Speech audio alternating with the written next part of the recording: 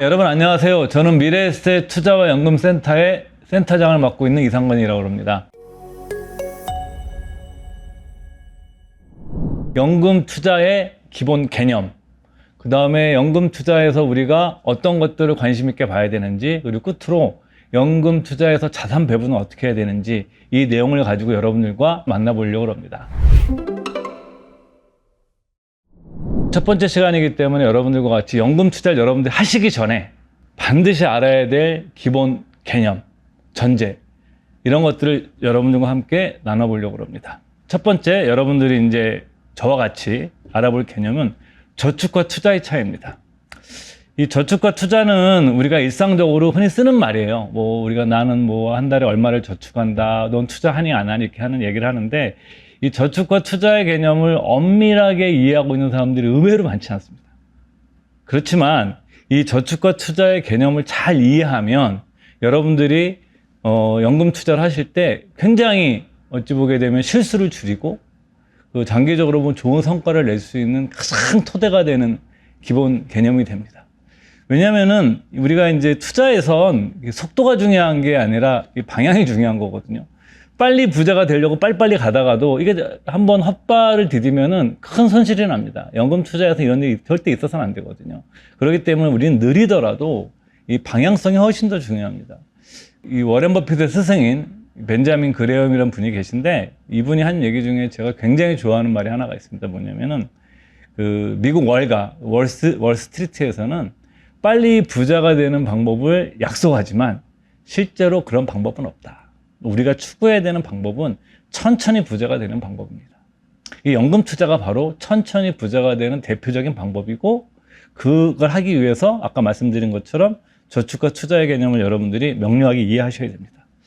우리가 이제 돈을 버는 방법은 우리가 딱 극단적으로 얘기하면 두 가지 방법밖에 없습니다. 첫 번째가 뭐냐면 저축하는 겁니다. 저축. 그 저축은 어떻게 돈을 버는 것이냐? 저축은 여러분들이 아껴 써서 모은 돈을 누군가에게 빌려줘서 그 대가로 여러분들이 이자를 받으시는 게 저축의 본질입니다. 그러니까 즉 여러분들이 대출자가 되는 겁니다. 근데 반면에 투자는 뭐냐면 대출자가 아니라 내가 소유자가 되는 거예요. 여러분들이 예를 들어서 아파트를 사셨어요. 그러면 여러분들이 아파트에 등기부 등본을 합니다. 등기부 등본이 무슨 의미입니까? 이 집의 소유주가 누구누구야 라는 기록이 거기에 담겨 있는 겁니다. 여러분들이 주식을 사십니다. 주식은 그냥 여러분들이 그냥 종이 조각 사는 게 아니에요. 그냥 사고 파는 물건 사는 게 아닙니다. 주식의 본질은 뭐냐면 회사의 소유권의 일부를 여러분이 사시는 겁니다. 벤자민 그레임, 아까도 말씀드렸던 워렌 버핏의 스승이자 현대 증권 분석의 아버지라고 불리는 사람이고, 이분이 쓴 현명한 투자자는 월가의 성경이라는 표현까지 듣는 사람이고, 아마 지금까지 발간된 증권 서적 중에 세계에서 가장 많이 팔린 책이 그 책일 겁니다. 그 책을 보게 되면 나오는 주식에 대한 핵심 개념이 있습니다. 주식을 어떻게 바라볼 거냐? 주식은 소유권입니다. 소유권. 내가 소유해서 돈을 버는 겁니다. 여러분들이 돈을 버는 방법은 누군가에게 빌려주거나 내가 소유한 것에 가격이 올라서 돈을 버는 겁니다. 여러분들이 예를 들어서 은행에 예금을 하신다. 1,000만 원짜리 예금을 하신다. 1년짜리. 그건 어떤 얘기냐면 여러분들이 은행에 1년 동안 돈을 빌려주시고 그 대가로 이자를 받으시는 거예요. 근데 내가 주식을 산다고 그래서 나한테 이자 약속해 주지 않거든요. 우리가 이제 주식을 통해서 돈을 번다든가 비트코인을 산다든가 부동산을 산다든가 이런 것들은 어떤 거냐면 가격이 올라서 돈을 버는 겁니다. 메커니즘이 다릅니다. 그리고 저축은 내가 돈을 빌려주는 거기 때문에 반드시 만기가 있어요.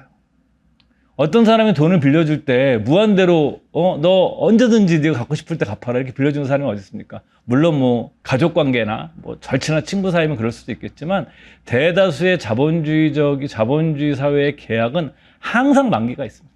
즉 만기가 있는 이자를 받는 게임을 하는 게 저축입니다. 그래서 저축은 결정적인 단점이 있습니다. 주가가 오른다거나 부동산이 오른다고 해서 이자가 늘어나지 않습니다. 그러니까 당초에 즉 가입 시점에 약속한 수익이 확정되는 구조거든요. 그렇기 때문에 상방은 막혀있는 구조고 막혀있는 구조입니다. 내가 3년짜리 예금에 가입하는데 이자를 5% 주기로 했습니다. 그러면 시장에 어떤 변화가 일어나더라도 어떤 상황이 다더라도 내가 받을 수 있는 것은 5%밖에 없습니다. 중간에 금리가 오르든 금리가 떨어지든 주가가 오르든 부동산이 오르든 내리든 내가 받을 수 있는 건 5%밖에 없는 거죠.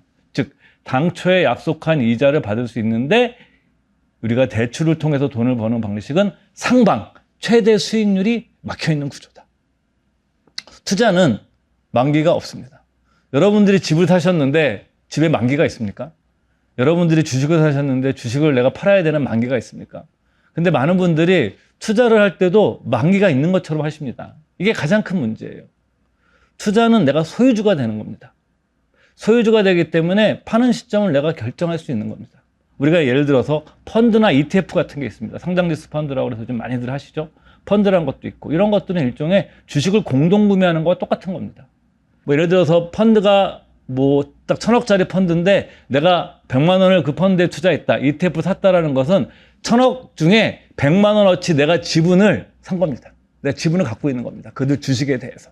본질적으로 내가 간접적인 형태로 소유주가 되어 있는 겁니다. 그렇기 때문에 투자는 언제 수익이 결정되겠어요? 예, 파는 시점에 결정됩니다. 여러분들 투자가 정말 어려운 것 중에 하나는 주식을 예를 들게 되면 주식을 사는 게 어려운 게 아니에요. 주식은 파는 게 훨씬 더 어렵습니다. 몇백 배 없습니다. 몇백 배. 제가 이제 뭐 그 과거에 기자 생활했을 때 많이 물어보고 다녔거든요. 사는 게 쉽습니까? 파는 게 쉽습니까? 주식 고수분들한테 한결같이 다 얘기합니다. 파는 게 훨씬 더 어렵다. 투자는 여러분들 팔아야 끝나는 게임입니다. 저축은 그냥 내가 가입만 하면 끝나는 거예요. 그렇지만 투자는 내가 팔아야 끝나는 겁니다. 그래서 여러분들께서 이 투자라는 게임을 할 때는 수익이 팔 때 끝나는구나. 이런 거를 머릿속에 항상 넣어주셔야 되고요. 저축과 투자는 만능이 아닙니다. 많은 사람들이 가장 이상적으로 생각하고 바라고 원하는 투자 상품이 있습니다. 그런 투자 상품은 3가지 조건을 갖추면 돼요. 첫 번째, 어떤 거냐면 안전하고 절대 내 원금을 뗄 일이 없고, 두 번째, 고수익을 주고, 세 번째, 안전하고 고수익 주면서 이것을 장기간에 걸쳐서 할 수 있는 상품인 경우를 사람들이 가장 좋아합니다. 안전하면서도 고수익하고 이거 장기간에 걸쳐서 내가 받을 수 있는 투자처가 있다면 얼마나 좋겠습니까? 한번 이런 예를 여러분들에게 한번 들어보겠습니다. 어떤 유명한 펀드가 있습니다. 이 펀드는 거의 20년 동안 매년 10에서 15% 정도의 수익을 투자자들한테 매년 돌려줬습니다. 이 사이에는 2008년 금융위기도 있었고요. 그 다음에 코로나 사태도 있었고요. 그 금융위기 같은 때 뭐 예를 들어서 우리가 시장 수익률 한 절반, 거의 반토막 났었거든요. 그 와중에서도 이 펀드는 연 10%를 냈습니다. 그리고 이 펀드에는 유명한 사람들이 너무너무 많이 가입돼 있었어요. 뭐 예를 들어서 인류은행의 은행장, 세계적인 영화 감독, 그 다음에 뭐 유명한 탤런트, 그 다음에 뭐 유명한 정치인, 이런 사람들이 많이 가입한 펀드입니다. 근데 어느 날 내가 모임에 나갔는데 내 옆자리에 앉은 사람이 이 펀드를 운영하는 사람이 배우자인 겁니다. 그래가지고 그 물어봅니다. 펀드 가입했냐고 그랬더니 자기는 가입했다. 자기는 노후 준비가 다 끝났다. 자기는 그 펀드에다 자기 30억 넣어가지고 매년 내가 3% 이상, 3억 이상 내가 받기 때문에 나는 뭐 아무 노후 준비도 하지 않아도 된다. 나는 정말 행복한 삶을 지금 살고 있다. 이 말을 들으면 여러분들 얼마나 부럽겠어요. 거기 가입하는 사람도 굉장히 유명한 사람들도 많고 수익도 너무 안정적이고. 그래서 제가 넌지시 물어봅니다.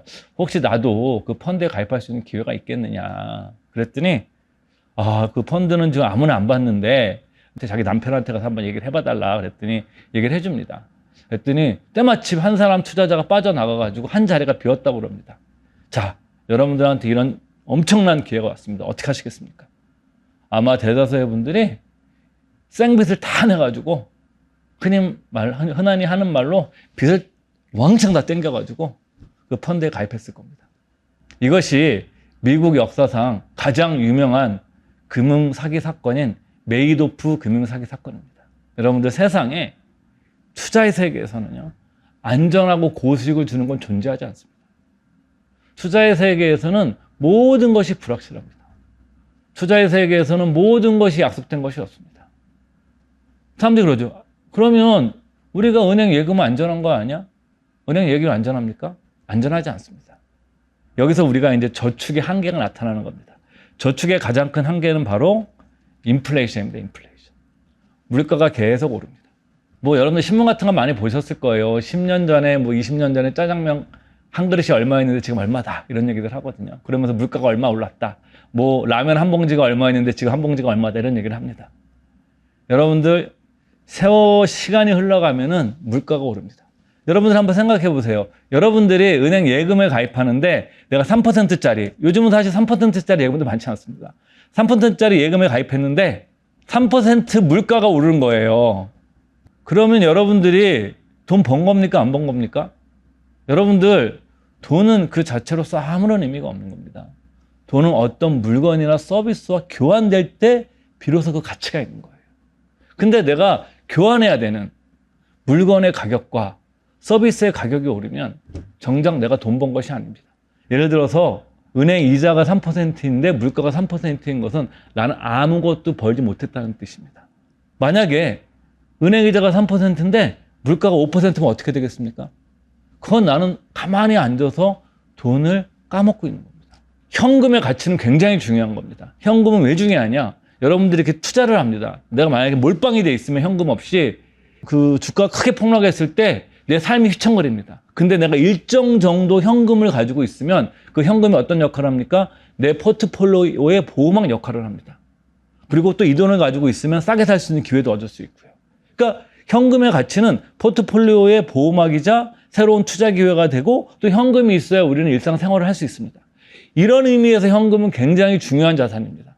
단, 현금은 시간이 갈수록 가치가 떨어지는 자산입니다. 그럼 왜 가치가 떨어질까요? 여러분들이 이 점을 이해하는 것이 저는 굉장히 중요하다고 생각합니다. 저희가 이제 그 투자연금센터라고 곳에서 일을 하는데 저희가 이제 그 투자자 여러분들한테 자료를 만들고 투자자 교육을 할 때 제가 이제 저희 직원들과 같이 가장 많이 하는 얘기 중에 하나가 이 그래프입니다. 이 그래프를 우리 투자자 여러분들과 우리가 공유할 수 있으면 우리가 할 수 있는 일의 절반은 끝난 것이다. 이게 여러분들 통화량입니다. 통화량. 이건 여러분들이 한국은행 홈페이지에 가시면 누구나 다 보실 수 있는 내용입니다. 우리가 가장 일반적으로 쓰는 통화 지표가 M2예요. 뭐 쉽게 생각하시면 그냥 언제든지 현금화할 수 있는 뭐 돈이라고 생각하시면 돼요. 얼마 전에 뭐 이제 이 M2의 지표가 좀 바뀌긴 했는데 뭐 그런 거 모르셔도 됩니다. 그냥 M2라는 통화 지표를 쓰고 광의의 통화라는 걸 일반적으로 쓰는데 이건 언제든지 현금화할 수 있는 돈이다. 이게 이제 여러분들 보시면 우리나라가 86년도부터 집계가 이루어집니다. 지금까지 쫙 그래프를 보시면 통화량이 준 적이 있습니까? 없습니까? 86년부터 지금까지 통화량이 과연 몇 배나 늘었을까요? 우리나라가 80배가 넘게 올랐습니다. 이거 아주 극단적으로 표현하면 어떤 거냐면 여러분들 내 돈의 가치가 거의 한 40년에 거쳐서 물가가 80배 오른 것만큼 내 돈의 가치는 반대로 이 가치가 하락했다는 겁니다. 그렇게 되면 현금이란 것은 뭐냐면 아까 말씀드린 것처럼 포트폴리오에서 보호막, 쿠션 역할을 하고 그 다음에 내 안정적인 생활비를 조달할 수 있는 수단이 되고 또 주가나 어떤 자산이 하락했을 때 추가로 투자할 수 있는 예비 투자 자금의 성격이 있을 때는 좋지만 이것이 장기적으로 계속 현금 위주로 자산을 놓게 되면 내 돈의 가치가 계속 떨어지는 이 현상을 내가 해야 됩니다. 그래서 좀 심한 표현이긴 한데 현금은 단기, 중기적으로는 소중한 자산이지만 장기적으로는 쓰레기와 같은 자산이다라는 표현을 많이 씁니다. 저는. 다음에 우리나라 거 말고 미국 걸 한번 보시죠. 특히 여러분들 눈여겨보셔야 되는 게 이 2000년대 이후 시기입니다. 2000년대 이후에 세계적인 이벤트가 많았습니다. 대표적인 이벤트가 뭐가 있었죠? 예, 금융위기가 있었습니다. 2008년도에 금융위기가 있었고요. 그 다음에 뭐가 있었습니까? 예, 코로나 팬데믹이 있었죠. 여러분들 경제가 어려워지고 막 위기가 오게 되면 어떻습니까? 경제 위기가 오면 현금이 왕입니다. 현금이 왕이기 때문에 현금의 가격이 뭐죠? 금리입니다. 금리가 치솟아 오릅니다. 그러면 정부는 어떻게 하겠어요? 금리가 올랐으니까 이번 기회에 뭐 대출 많은 사람들, 대출 받은 기업들 다 부도나게 다 줘서 그냥 경제를 좀 깨끗하게 할까? 이렇게 생각합니까? 경제 논리는 그런 표현을 쓰죠. 그렇죠. 그럴 수는 없습니다. 어떻게 합니까? 그러면 정부가 금리를 낮추죠. 인위적으로. 또 어떻게 합니까? 돈을 풀죠. 이건 무슨 얘기냐면 돈의 가격을 낮추고 돈을 풀어서 돈을 흔하게 만드는 겁니다.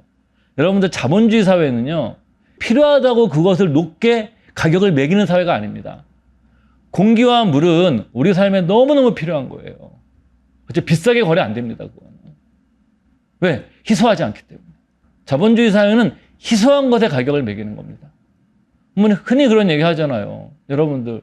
뭐 예를 들어서 에르메스 버킨백이나 샤넬 백이 없어도 사는데 전혀 지장이 없습니다. 근데 왜 비쌉니까, 그게?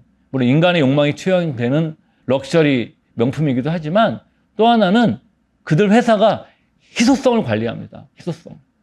네, 희소한 상태를 계속 유지하는 겁니다. 가격이 안 떨어지게. 세계 최고의 이제 뭐 자동차 럭셔리 스포츠카인 페라리도 물건이 잘 팔린다고 절대 차를 더 많이 만들어내지 않습니다. 희소성을 관리하는 거죠. 인위적으로. 그렇기 때문에 이렇게 돈이 많아지게 되면 어떻습니까? 돈이 흔하게 하면은 사람들이 이 돈을 갖다가 금리가 높으면 은행 가서 다 예금 맡길 겁니다. 여러분들이 만약에 은행 이자 10% 주면 뭐하러 주식합니까, 여러분들?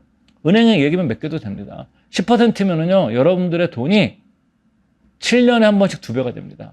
복리 수익률로. 왜냐하면 그 72의 법칙이라고 그래가지고요.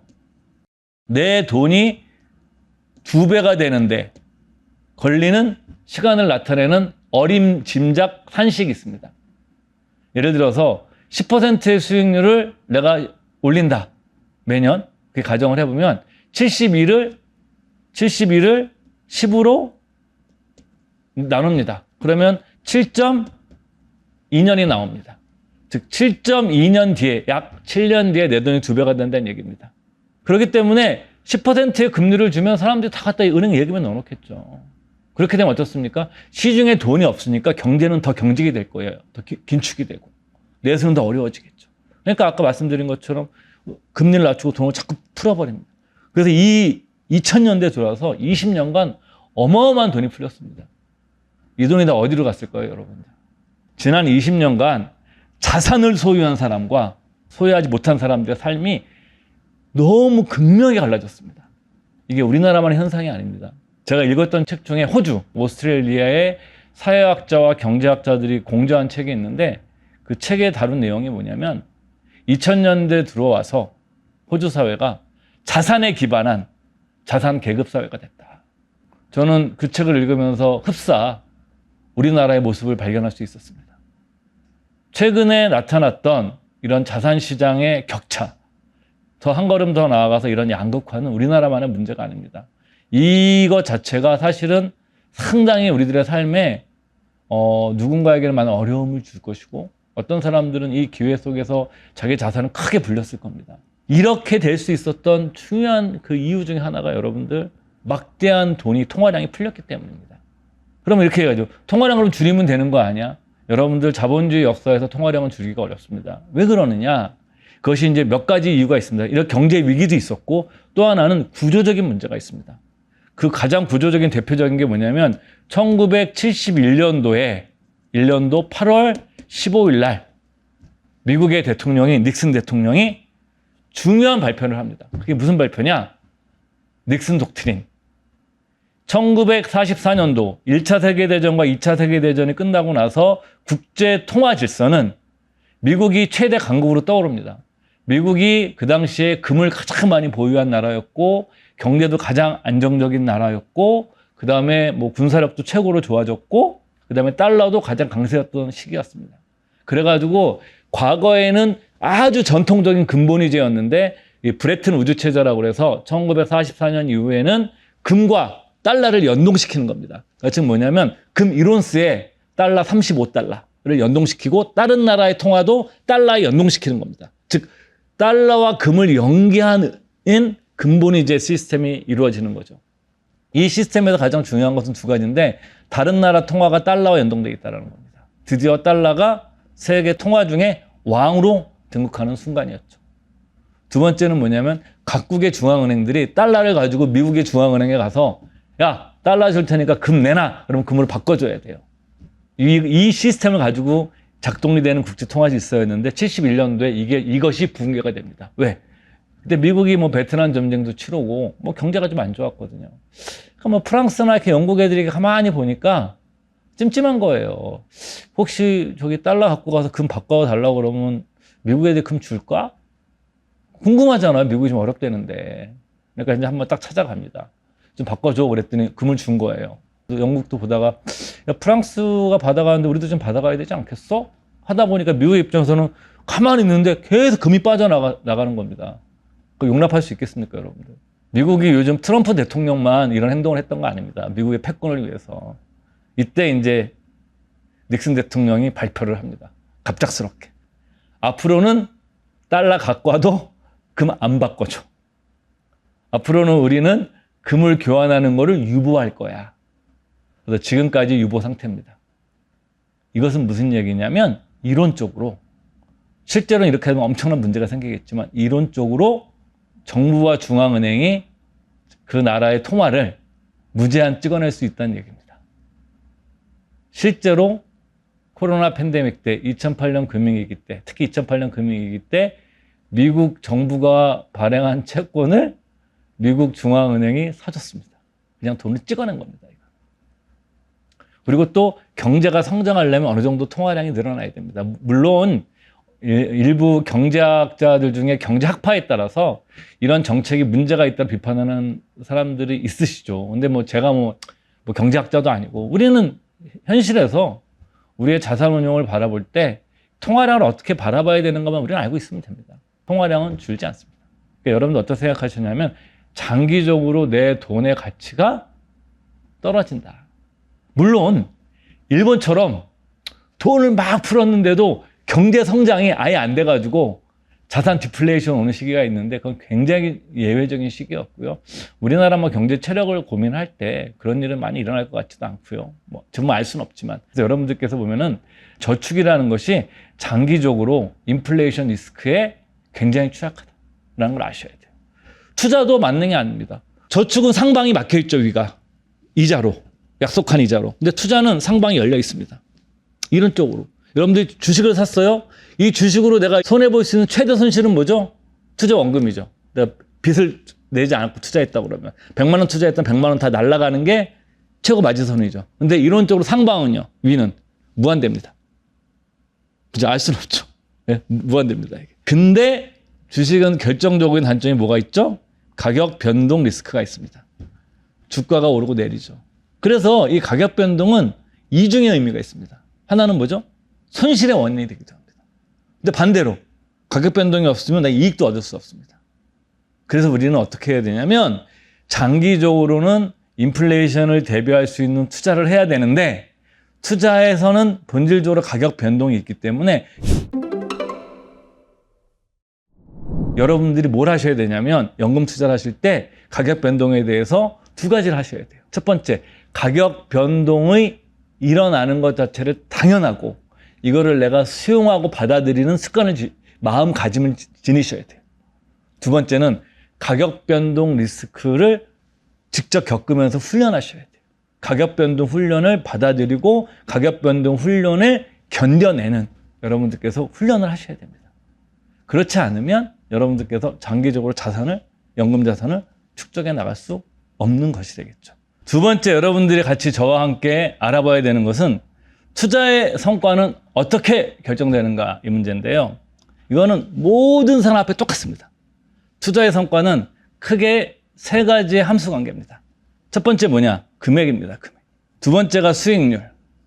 세 번째가 기간입니다. 먼저 금액부터 알아보죠. 이 말을 좀 불편하게 생각하시는 분도 계시겠지만 본질적으로 투자는 부자의 게임입니다. 부자가 훨씬 더 유리한 게임입니다. 한번 밑에 숫자를 보죠. 여러분들 10억 원의 1%와 1000만 원의 1%는 똑같이 1%입니다. 그렇지만 10억 원의 1%와 1000만 원의 1%는 그 가치가 같을까요? 그죠? 완전 달라집니다. 금액이 커질수록 수익률이 체감되는 절대 금액이 커지기 때문에 돈이 많으면 투자해서 유리해지죠. 두 번째, 설사 두 번째 유리한 이유는 10억 원 갖고 투자했는데 내가 1%, 그 중에 10%인 1억 원을 내가 날립니다. 그래도 이 사람은 사는데 큰 지장이 없습니다. 근데 전 재산이 1000만 원인 사람이 투자를 잘못했다가 다 날리면 이 사람은 제로가 되는 겁니다. 어떤 사람은 1억 원을 날려도 삶에 아무 지장이 없지만 어떤 사람은 1000만 원을 날리면 전 재산이 사라지기도 합니다. 그렇기 때문에 세 번째, 이 부자가 유리한 게임인 이유는 부자는 기다릴 수가 있죠. 손실이 좀 발생해도 버틸 수가 있죠. 근데 금액이 적은 사람은 버티기가 어렵습니다. 왜? 자기가 가지고 있는 자산의 상당 부분이 너무 많이 들어가 있기 때문에. 작은 금액이지만 절대 금액은. 여기에 만약에 레버리지까지 들어가 있으면 굉장히 견디기 어렵습니다. 그래서 우리가 투자에서 중요한 거는 금액이 많으면 많을수록 유리하다.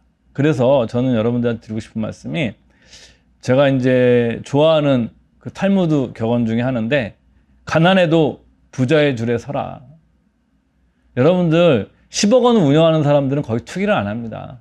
올해 1,000만 원 하시는 분들이 훨씬 더 투기적으로 투자합니다. 그냥 베팅을 해버리죠. 그냥. 내가 가난해도 부자의 줄에 서라는 것은 뭐냐면, 내가 현재 돈이 없더라도 부자처럼 투자를 하려고 노력을 해야 됩니다.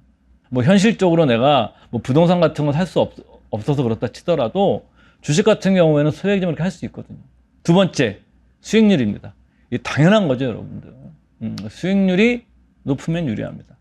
그래서 여러분들과 같이 제가 한번 수익률의 의미에 대해서 한번 좀 알아보려고 합니다. 수익률 도대체 얼마 정도를 수익을 올려야 될까? 더블 쳐야 되고, 셋 더블 쳐야 되고, 뭐 주식에서 흔히 하는 표현 중에 10버거라고 그래서 10배를 먹어야 되고, 이렇게 생각하시는데, 제가 이제 여러분들 같이 보고 싶은 그래프가 이게 S&P 500 인덱스죠. 미국의 인덱스 200년간 그래프입니다. 예, 몇 가지 여러분들이 특징을 보실 수 있을 겁니다. 이게 사실은 S&P 500이라는 것 자체는 이게 상품명이 아니에요. 많은 분들이 그냥 상품이라고 알고 계신데, S&P 500은 더 정확히 얘기하면 뭐냐면 시장입니다. 시장. 미국 주식시장의 총합입니다. 총합. 엄밀하게 얘기하면 미국 주식시장의 총합을 나타내는 상품이 있긴 있습니다. ETF가 있는데 그건 뭐냐면 VTI라고, 뱅가드 토탈 인덱스라는 게 있습니다. 이게 뭐냐면, 뱅가드라는 미국 회사 이름이고요. 토탈, 미국 시장 전부 다를 싸그리 해놓은 거죠. 그러니까 뱅가드 토탈 인덱스를 사면 내가 미국에 상장되어 있는 주식을 몽땅 다 사는 겁니다. 한꺼번에 다. 어떤 종목이 하나도 몰라도 됩니다. 근데 왜 S&P 500이냐? S&P 500은 미국을 대표하는 500대 기업을 산업별 구성을 따져서 만들어 오는 지수인데, 사실은 S&P 500과 뱅가드 토 전체 인덱스는 거의 비슷하게 움직입니다. 그래서 우리가 그냥 S&P 500이라는 것은 그냥 미국 시장 통째로 사는 거구나. 이게 하나의 상품처럼 얘기하지만 엄밀하게 얘기하면 미국 시장 전체, 더 나아가서는 미국 자본주의를 통째로 다 사는 겁니다. 반대로 다음 그래프가 이제 이게 우리나라 딱 코스피 지수인데, 코스피 지수는 1980년도에 시작이 됐거든요. 80년도에 100으로 시작합니다. 100으로. 지금 현재 딱 지수가 5,000포인트 돼 있으니까 어떻죠? 50배가 오른 거죠. 지수상으로 단순하게 생각해봐도 46년 동안 여러분들 얼마 오른 거죠? 50배가 오른 겁니다. 많은 분들이 국장은 안 올랐다고 생각하는데 절대 그렇지 않습니다. 미장보다 덜 올랐을 뿐이지 국장이 오릅니다. 여러분들한테 이 부분이 굉장히 중요한 얘기인데, 이 부분 좀 이따 같이 얘기 나눠보기로 하고요. 여기서 이제 보시면은 이 S&P 500 시장을 전체로 산 그래프 자체가 보시면 여러 특징이 있습니다. 어떻죠? 계속 올랐습니다. 그럼 계속 이렇게 단순하게 오르기만 했을까요? 그렇지 않죠. 1920년대 블랙 튜즈데이, 1929년도 대공황, 미국 자본주의 역사상 가장 참혹했던 시기, 현대 자본주의 역사상 가장 참혹했던 시기입니다. 미국 국민 4명당 1명이 실업자였습니다. 여러분들이 옛날 흑백 사진 중에 보게 되면 미국 사람들이 배급소 앞에서 줄 타는 사진이 있을 거예요. 그게 바로 이 대공황 때 사진입니다. 이때 꼭대기에서 얼마 정도 파지냐? 마이너스 80%입니다. 그래서 이때 해서 이 고점이 다시 오는데 1960년대 초까지입니다. 그러니까 거의 30년, 40년 뒤에 이 꼭대기가 다시 온 겁니다. 그렇게 어려웠던 시기입니다. 그 다음에 두 번째로 어려웠던 시기가 여기입니다. 평평한 시기 보이시죠? 이게 뭐냐면 70년대 석유파동, 스태그플레이션이라는 그 유명한 자본주의 역사에서 가장 유명했던 경기 침체 시기 중에 하나 딱 한 것입니다. 그러니까 이 두 시기입니다. 이것도 한 10년 정도 됐습니다. 이때가 한 20년 됩니다. 또 여기 2008년도에 뭐가 있었죠? 금융위기 있었습니다. 이게 한 3년에서 5년 정도 걸립니다. 여러분들한테 제가 이 그래프를 보여드리는 이유 중에 하나는 엄청난 사건들이 있었지만 미국 시장 전체의 수익률은 얼마였을까요? 평균을 내보면 연 8에서 12% 정도 나왔습니다. 우리는 이걸 시장 수익률, 시장 수익률. 아무것도 하지 않고 그냥 냅뒀을 때 시장에서 만들어내는 수익률입니다. 그럼 매년 8%에 그게 아닙니다. 어떤 때는 굉장히 이렇게 20년간 안 나올 때도 있고 어떤 때는 더 많이 갈 때도 있겠죠. 그렇지만 우리가 평균을 내보게 되면 대략 8에서 15%입니다. 그래서 여러분들이 만약에 운용을 하시는데 여러분들 수익률이 내가 8%보다 못하다. 그럼 여러분들은 운용을 잘못하고 계신 겁니다. 내가 아무것도 안 하고 그냥 시장 통째로 사도 8% 수익률을 얻을 수 있는 거거든요. 물론 이제 지금 미국이 많이 올라서 어쩌나 저쩌나 말은 많이 있지만 그래도 장기적으로 보시면. 그래서 여러분들이 두 번째, 여러분들이 만약에 연평균 수익률을 15% 올리실 수 있으면 아까 말씀드렸죠. 72의 법칙을 다시 여기 딱 보시면 내가 매년 15%를 낸다면 72를 뭐로 나누죠? 15로 나눕니다. 그럼 대략 5년이 조금 안 되게 나옵니다. 그럼 5년이라고 간주를 해보죠. 그럼 여러분들의 돈이 대략 5년에 한 번씩 2배가 불어납니다. 15% 수익률이라는 것 자체가 굉장히 강력한 겁니다. 처음에 딱 5년 지나게 되면 2배가 되겠죠. 여기서 다시 5년이 지나고 나면 4배가 되겠죠. 다시 5년이 지나고 나면 어떻게 되겠어요? 8배가 되죠. 다시 여기서 5년이 지나고 나면 어떻게 되겠습니까? 16배가 되죠. 여기서 만약에 다시 5년이 지나면 32배가 됩니다. 5년. 총 몇 년입니까? 25년 지나고 나면 내 돈이 32배로 불어나 있는 겁니다. 연금 투자라는 것은 뭐냐면 단기간에 2배, 3배 내는 것이 중요한 것이 아니라 장기간에 걸친 상품이기 때문에 장기간의 수익률이 어느 정도만 되면은 복리 효과 때문에 굉장히 강력하게 우리가 수익률을 높여낼 수 있습니다. 여러분들께서 그래서 많은 분들이 연금 투자를 하실 때 단기적으로 너무 높은 수익률을 추구하시는데 전혀 그럴 필요가 없습니다. 어차피 연금은 나중에 꺼냈을 거거든요. 그렇기 때문에 여러분들이 보다 이렇게 안정적으로 운용을 하셔도 충분히 복리 효과를 누리실 수가 있을 겁니다. 여러분들이 만약에 연수익률 20% 이상 올릴 수 있으면 한국의 워렌 버핏이 될 수 있습니다. 그리고 연금 투자에선 여러분들이 대박이 중요한 게 아닙니다. 크게 손실이 나지 않으면서 연 8% 이상의 꾸준한 수익률만 내도 그리고 한두에 좀 어려움이 있더라도 꾸준한 수익률을 내면 장기적으로 여러분들이 큰 자산이 됩니다. 왜 그러냐면 연금은 내가 퇴직할 때까지 그리고 이것을 내가 어차피 퇴직하시면 여러분들이 의무적으로 IRP로 넘기셔야 되거든요. 그럼 내가 이제 55세 돼야 돼요. 55세 이후에 찾아야 되고 여러분들이 뭐 연금저축계좌 같은 것도 같이 또 공부해 보겠지만 여러분들과 같이 그런 걸 가입하셔도 그런 것도 내가 55세부터 인출해야 되거든요. 어쩔 수 없이 나한테 시간이 많이 주어져 있습니다. 이렇게 아주 고수익이 아니더라도 여러분들 8% 이상의 수익률만 올려도 여러분들은 엄청난 자산을 만들어낼 수 있습니다. 그 다음에 세 번째, 지금 여러분들 같이 해보려는 기간입니다. 저는 이 세 가지 중에서 가장 과소평가된 게 시간이라고 생각합니다. 본질적으로 연금 투자는 장기 투자 자산입니다. 그렇기 때문에 여러분들께서 장기 복리 수익률을 극대화하는 쪽으로 자산을 운용하는 게 제일 중요합니다. 빨리 부자가 되는 것보다는 장기 복리로 수익률을 극대화하는 전략을 써야 된다. 뭐 제가 굉장히 존경하는 투자가시고 여러분들 중에 혹시 개인적으로 주식 투자하시는 분들이 있으시면 공부하실 테니까 한두 번 들어보셨겠지만 뭐 미국의 역사상 가장 위대했던 펀드 매니저 중에 한 명이 존 템플턴 경이라는 분이 계신데 그분이 하신 얘기가 이런 게 있죠. 투자의 목표가 뭐냐? 투자의 목적이 뭐냐? 투자의 목표는 세후 복리 수익률의 극대화입니다. 연금은 너무 좋은 거거든요, 여러분들. 세제 혜택이 있죠. 장기적으로 투자하기 때문에 복리 수익 구조 가질 수가 있습니다. 자, 여러분들과 같이 한번 실제로 우리가 복리 수익률 구조를 한번 같이 알아보는 시간을 갖겠습니다.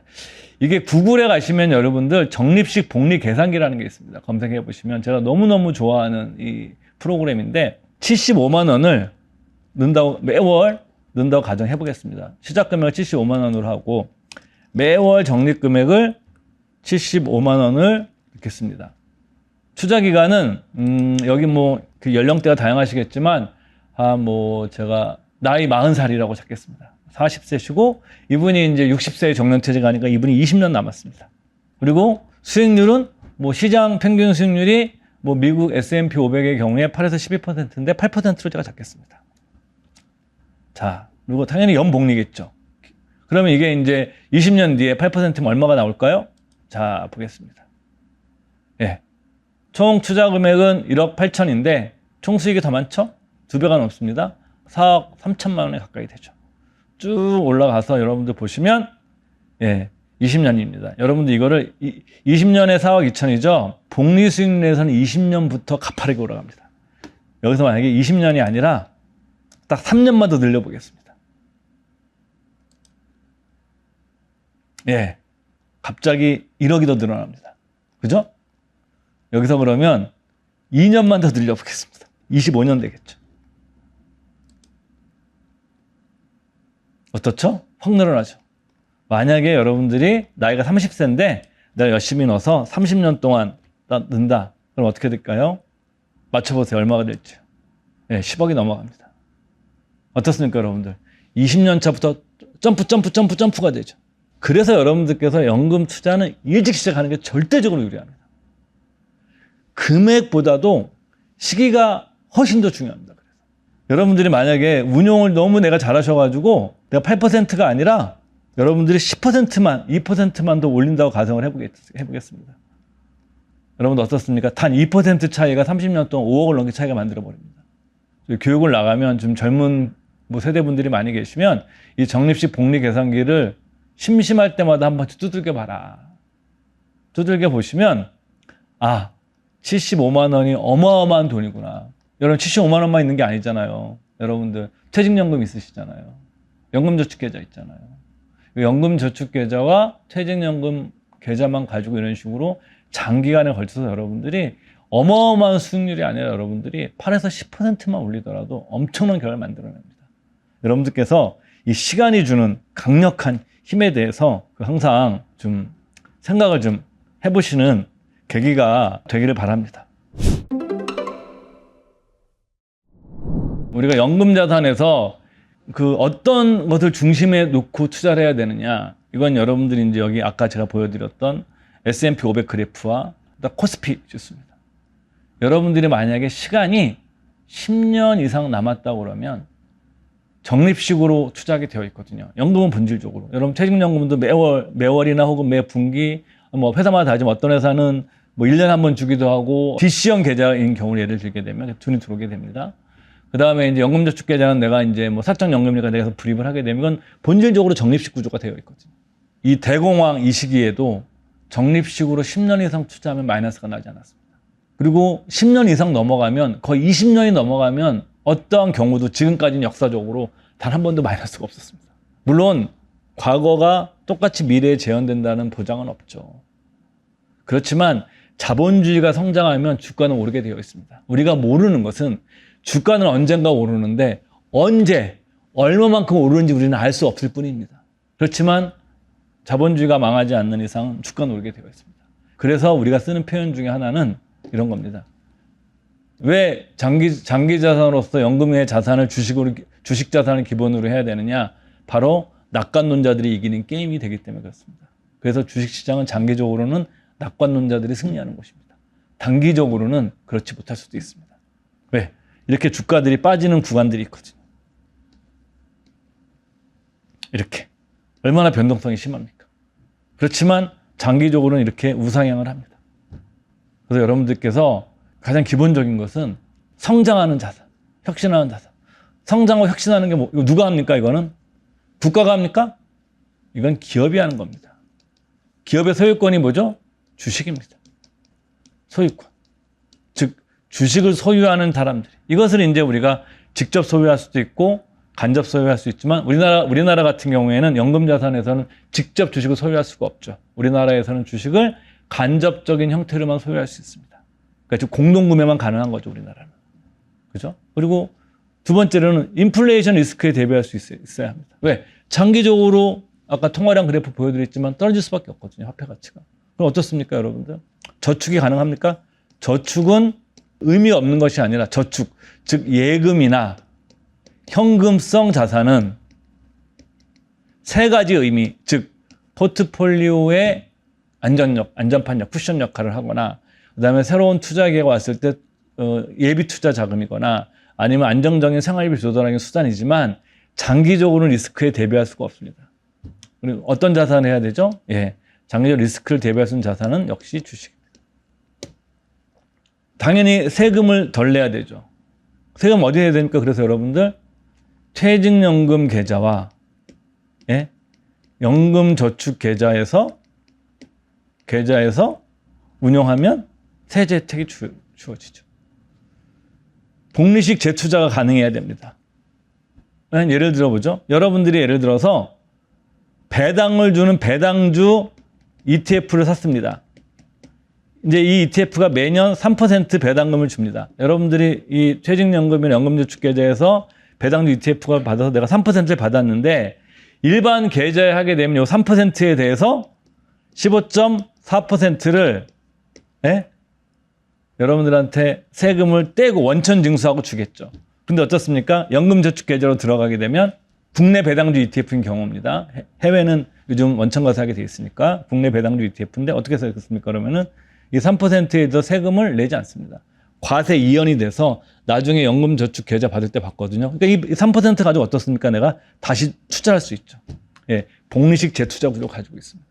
그래서 여러분들께서 주식 자산을 기본으로 해서 연금저축계좌를 활용하는 것이 연금 투자에서 인플레이션 리스크에 대비하고 조세 효율적이면서 장기적으로 복리 효과를 극대화시킬 수 있는 수단이라는 것을 여러분들께서 한번 생각해 보셨으면 좋겠습니다.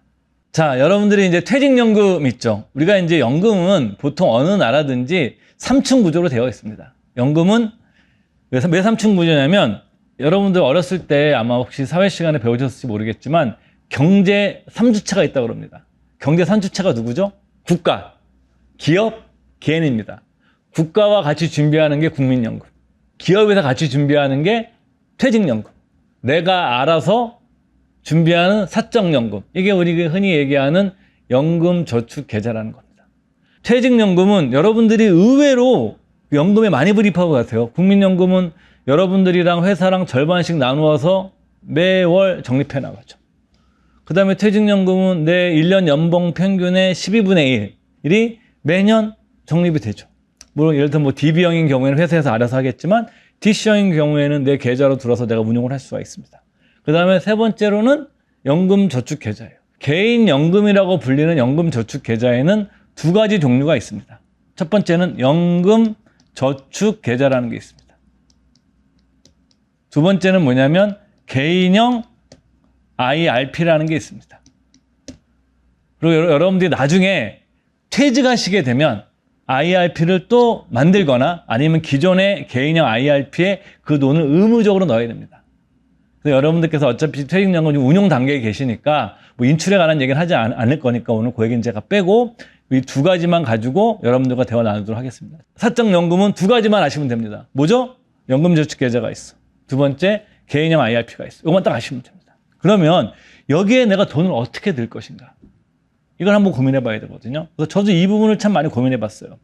어떻게 해야 여러분들과 같이 잘 넣을까? 여기에 잘 불입을 할까? 여러분들은 오늘부터 요 네 숫자만 기억하시면 됩니다. 모두 3의 배수입니다. 3, 6, 9, 18서 이게 바로 여러분들이 돈을 불입할 수 있는 한도를 나타내는 산식이에요. 시작은 어디에서? 9에서 시작합니다. 왜 9에서 시작하느냐? 세액공제 받을 수 있는 한도. 여러분들이 연말정산 때 혹시 사업하시는 분들이라면 5월 달에 종합소득세 신고하실 때 내가 세액공제 받을 수 있는 한도 금액. 세액공제라는 것은 여러분들이 뭐 공제 다 빼고 세율 다 곱해서 맨 마지막에 된 결정세액에서 빼주는 겁니다. 무조건 다 빠지는 거죠. 이 세액공제 총 받을 수 있는 한도가 여러분들이 900만 원을 까지만 여러분들의 세액공제를 받을 수가 있습니다. 근데 이 900만 원 어떻게 해야 되느냐? 자, 아까 제가 말씀드렸죠. 개인이 할 수 있는 연금 관련 상품은 두 가지가 있다. 연금저축계좌가 있고 개인형 IRP가 있다. 그럼 요 600만 원은 뭐냐? 연금저축계좌입니다. 연금저축계좌에 얼마? 600만 원. 그 다음에 요거 300은 어디에? 개인형 IRP에 300만 원. 내가 연간 불입할 수 있는 돈. 매월로 나눠서 보게 되면 월 75만 원씩 여러분들이 12번을 넣게 되면 900만 원이 되겠죠. 75 곱하기 12니까. 내가 900만 원인데 내가 900만 원까지 다 넣을 수 있어. 그럼 내가 어떻게 넣어야 돼? 개인형 IRP에 303. 그 다음에 어디에? 연금저축계좌에 600. 제도는 원래 더 복잡하게 되어 있어요. 근데 그거 모르셔도 돼요. 그냥 36918. 아, 세액공제 한도 얼마? 900만 원. 그 다음에 연금저축계좌에 600만 원. 그 다음에 개인형 IRP 300만 원. 이렇게 한번 질문 던져보죠. 내가 연금에 넣을 수 있는 돈이 사적연금이 매월 50만 원 정도밖에 여유가 없어. 그럼 어떤 것부터 채운다? 예, 600만 원부터 채운다. 그 다음에 돈이 더 생기면 300만 원을 채운다. 그리고 내가 더 900만 개 다 채웠는데 더 여유가 생겼어. 연금을 많이 불리고 싶어. 그럼 내가 추가로 내가 더 넣고 싶은 거야. 이런 경우는 어떻지? 플러스 900만 원 해가지고 내가 최대한 넣을 수 있는 금액은 1,800만 원까지만 넣을 수 있어요. 이거 무슨 얘기냐면 여러분들이 1,800만까지 넣었다 하더라도 여러분들이 세액공제 받는 것은 900만 원까지만 받을 수 있어요. 그럼 내가 900만 원 뭐하러 넣어? 그럴 필요 없잖아. 그렇지 않죠? 해외 펀드 같은 거나 해외 ETF, 해외 투자 ETF 같은 거는 연금에 넣는 게 훨씬 더 유리합니다. 여러분들께서. 그렇기 때문에 내가 여유가 생겨서 넣을 수 있으면 다 채우게 되는데 그럼 이 새롭게 추가된 900만 원은 어디다 넣어야 될까? 개인형 IRP로 갈까? 연금저축계좌로 갈까? 다시 연금저축계좌로 갑니다. 왜? 연금저축계좌로 가게 되면 추가로 낸 세액공제 받지 않은 900만 원은 이 원금은 언제든지 인출할 수 있습니다. 근데 이것이 IRP로 가면 그게 안 됩니다. 그리고 연금저축계좌로 가면 연금담보대출이 가능한 것도 있습니다. 추가한 돈에 대해서 인출도 가능하고 급전이 필요할 때 담보대출도 받을 수 있기 때문에 해지하지 않고 왜냐하면 여러분들이 중간에 해지하게 되면 가산세를 세게 맞습니다. 즉 연금 상품은 혜택을 많이 주는 대신에 약속을 지키지 않으면 즉 55세 이후에 받지 않고 중간에 해지를 하게 되면 페널티도 셉니다. 근데 이걸 그러니까 여러분들께서 어떻죠? 연금저축계좌를 이용하는 게 제일 좋습니다. 다시 한번 정리해 보겠습니다, 여러분들. 사적연금에는 뭐가 있다? 두 가지가 있다. 그것은 연금저축계좌와 개인형 IRP 두 가지가 있다. 그러면 이거를 어떤 순서로 금액을 채워야 될까는 3, 6, 9, 18 네 숫자만 외우면 된다. 시작은 어디서 한다? 900만 원에서 한다. 왜? 세액공제 한도가 900만 원이다. 그 다음에 내가 어디부터 채울까? 연금저축계좌로 채운다. 300만 원 어디에 채운다? 개인형 IRP로 채운다. 근데 1,800까지 추가로 900만 원 더 넣을 수 있기 때문에 이 돈 어디다 채운다? 연금저축계좌에 채운다. 끝입니다, 여러분들. 3, 6, 9, 18만 외우시고 요 규칙대로만 여러분들께서 연금을 불입하시면 됩니다.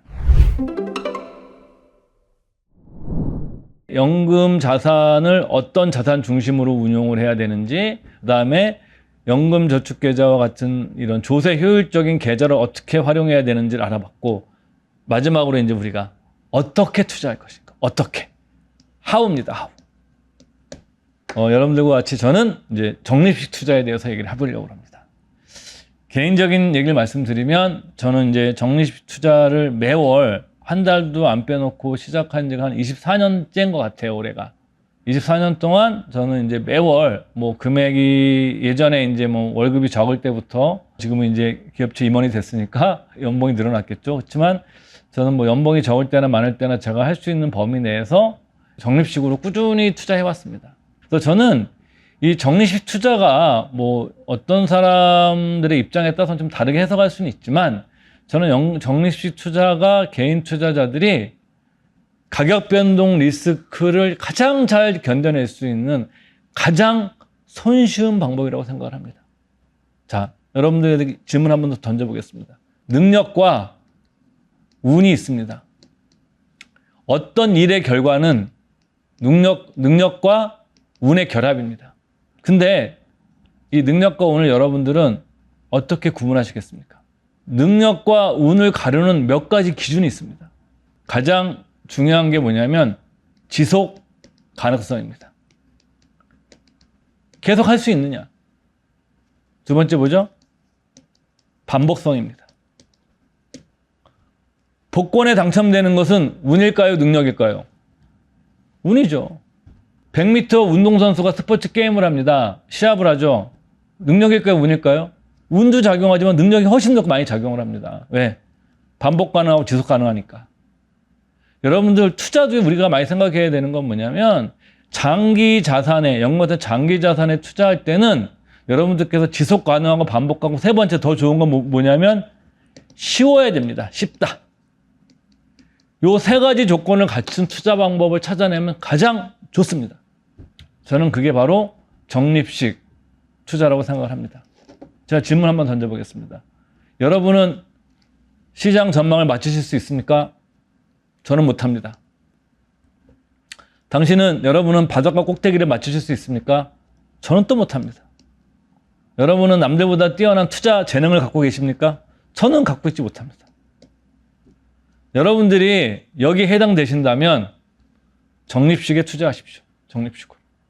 이 적립 투자 방법은 뭐냐면 달러 코스트 에버리징이라고 합니다. 그러니까 주식을 사는 비용을 평균화하는 겁니다. 평균값에 사는 거예요. 여러분들이 만약에 매월 10만 원씩 3년간 투자를 했다. 무슨 얘기죠? 3년 동안 주가의 평균 가격에 사는 거예요. 근데 여기서 우리가 항상 남는 숙제가 있습니다. 여러분들이 만약에 내가 3년 동안 적립식으로 샀습니다. 내가 3년간 열심히 샀는데 마이너스예요. 내 수익률이. 3년간 적립식을 했는데. 그럼 우리한테 선택의 방법이 몇 가지가 있을까요? 세 가지 방법이 있습니다. 첫 번째 뭐죠? 마이너스니까 더 빠질 것 같으니까 얼른 매도해서 현금화한다. 두 번째 방법은 뭐냐면 그냥 나는 무지성으로 계속 적립식으로 불입한다. 시장 상황 고려하지 않는다 나는. 어차피 못 맞추니까. 이렇게 생각하는 겁니다. 세 번째 방법은 뭐죠? 불입을, 적립식 투자를 중지시킨다. 참 네 가지 방법이 있네요. 또 하나 방법이 있죠. 야수의 심장을 가지신 분들이죠. 이런 분들. 더 많이 추가로 산다. 이 중에서 최악의 방법은 뭘까요? 예. 파는 겁니다. 저는 이런 표현을 쓰거든요. 시장으로부터 도망가는 겁니다. 적립식 투자자는 시장에 머물러 있는 투자자입니다. 꾸준히 투자하는 겁니다. 계속. 그러다 보면 오르고 내리면서 평균 가격에 사고 핵심은 내가 산 평균 가격보다 낮게만 안 파면 난 손해를 안 보는 거예요. 그러니까 적립식 투자라는 것은 뭐냐면 손해를 안 보는 데 더 초점을 맞추는 투자법입니다. 왜? 내가 손해를 안 보게 되면 조금이라도 수익이 나면 재투자가 되면서 장기적으로 복리효과가 극대화될 거기 때문에 나는 그걸 믿고서 그냥 가는 겁니다. 적립식 투자들이 가장 조심해야 될 건 뭐냐면 도망가는 겁니다. 시장에서. 도망가지 않고 제일 좋은 방법은 뭐냐? 사실은 네 번째입니다. 빠지면 더 많이 사는 건데 이건 쉽지 않습니다. 그래서 저는 여러분들한테 추천하는 방법은 그냥 계속 산다. 그럼 여기서 우리가 계속 사기 위해서 우리가 알아야 될 게 있겠죠? 변동성을 아셔야 됩니다. 이 변동성은 여러분들 어떤 거냐면 날씨 같은 겁니다. 날씨. 앞으로 이제 뭐냐면 우리가 기술이 너무 발달되게 되면 날씨도 막 조절할 수 있겠죠. 인위적으로 막. 뭐 비도 뭐 너무 가뭄이 지면 뭐 인위적으로 내리게 할 수 있고 요즘 산불 피해 되게 심각한데 자동으로 하늘에서 그 지역에 비 내리게 할 수도 있겠지만 지금은 인류가 날씨를 마음대로 할 수 없습니다. 변동성은 내가 마음대로 할 수 있는 것이 아닙니다. 여러분들이 변동성에 대해서 할 일은 뭐냐면 적응하시고 훈련하셔야 됩니다. 그리고 두 번째, 변동성이 있기 때문에 장기적으로 수익을 낼 수 있다. 수익의 원천이라고 생각하셔야 됩니다. 세 번째, 가장 중요한 거. 시간과 변동성이 만나면 나는 승자가 됩니다. 시간이 길어지면 길어질수록 나는 이 게임에서 무조건 이깁니다. 적립식으로 여러분들이 10년, 20년만 되면 시장에서 질 확률이 굉장히 적습니다. 승률이 여러분들은 51%만 되면 무조건 이기는 겁니다, 게임은. 투자라는 것은 기본적으로 가능성과 확률의 세계입니다. 절대값의 세계가 아닙니다, 이거는. 종교나 이데올로기처럼 절대값이 작용하는 시장이 아닙니다, 여기는. 이거는 불확실하고. 불확실하기 때문에 우리가 확률적 게임을 할 수밖에 없습니다. 그러니까 우리가 이 투자에서 확률적으로 가장 이길 수 있는 가장 확실한 방법은 시간과 변동성이 만나서 내가 10년, 20년을 버텨서 이기는 겁니다. 연금이란 구조가 왜 이렇게 훌륭한 구조냐. 왜냐하면 10년, 20년 동안 내가 거기 묶여 있어야 됩니다. 그러니까 내가 어떤 유혹을 느끼더라도 도망갈 수가 없는 거예요. 2000년대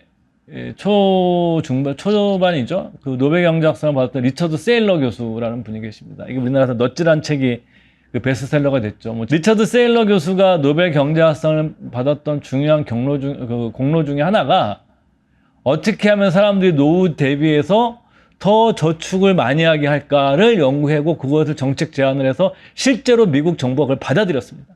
그러면 그가 얘기하는 여러분들 노후 준비를 위한 더 잘하는 방법은 뭘까요?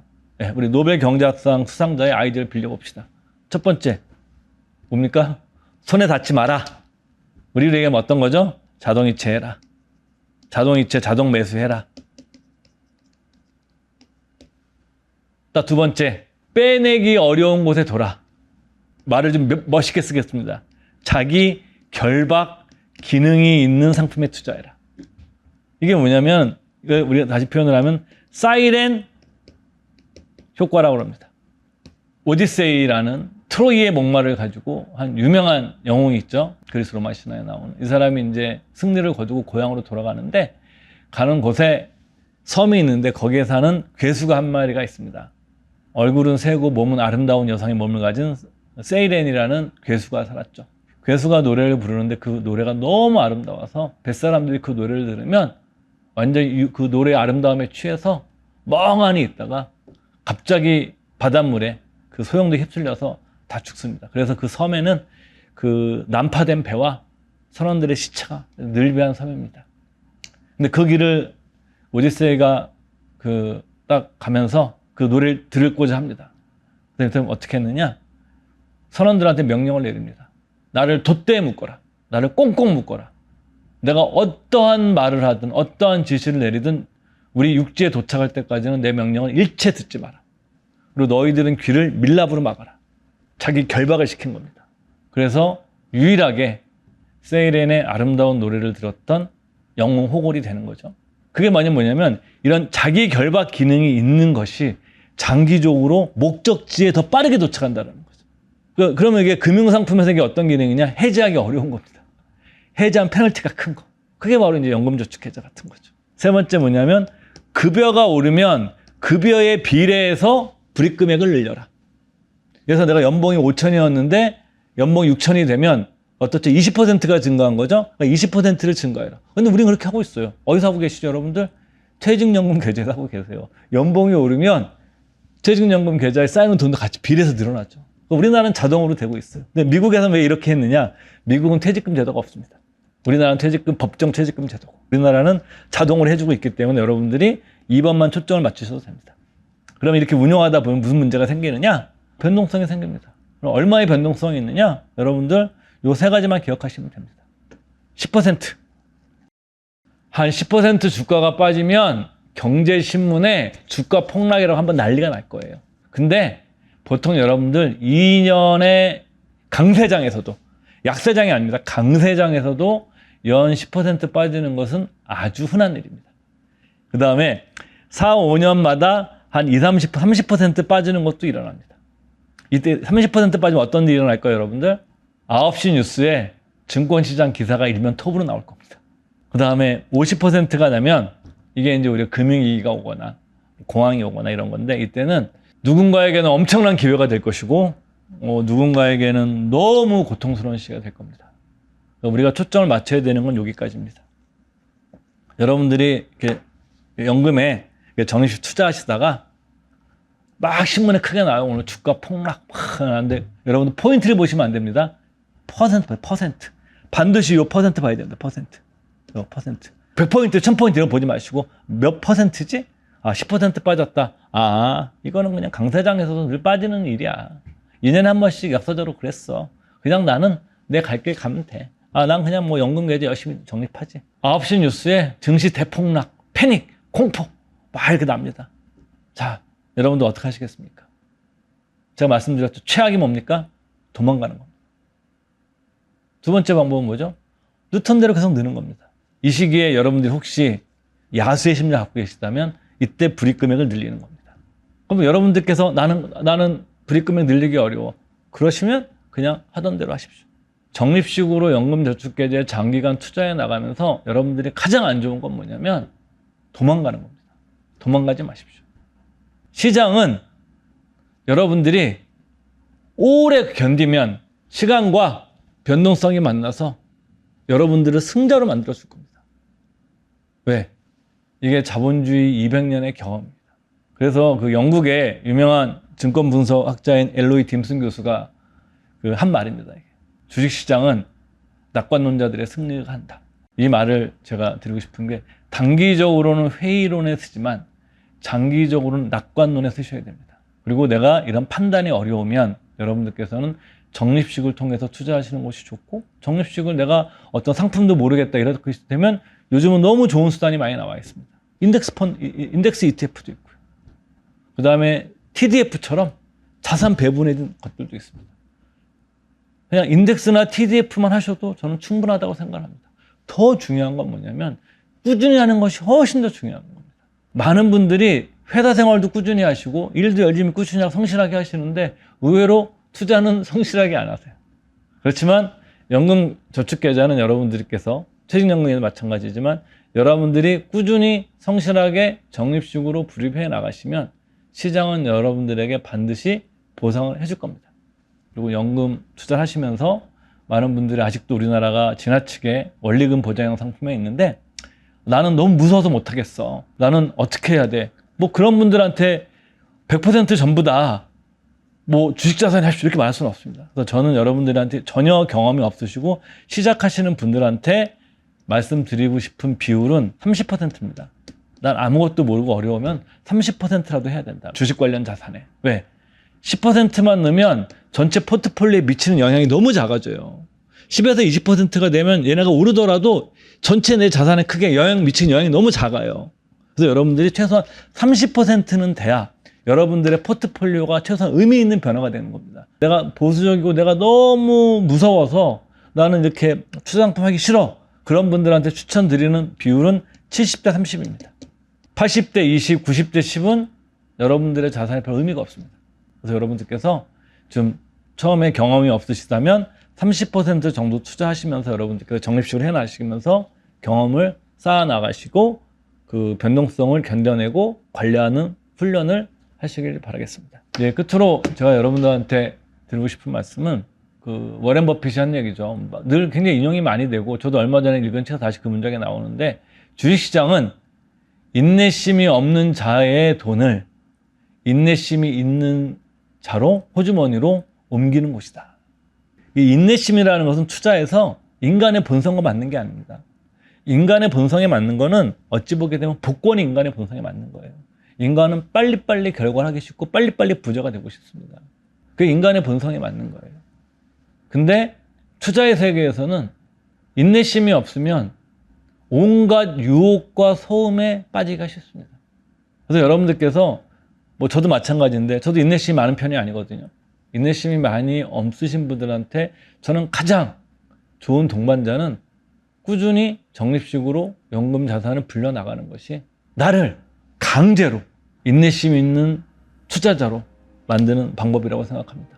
여러분들께서 좀 경험이 있으신 분들은 더 잘하실 것이고 경험이 없으신 분들라도 최소 자산 중에 30% 정도 투자하시면서 장기적으로 연금 자산을 불려서 우리 모두 행복한 노후를 맞이하셨으면 좋겠습니다. 감사합니다.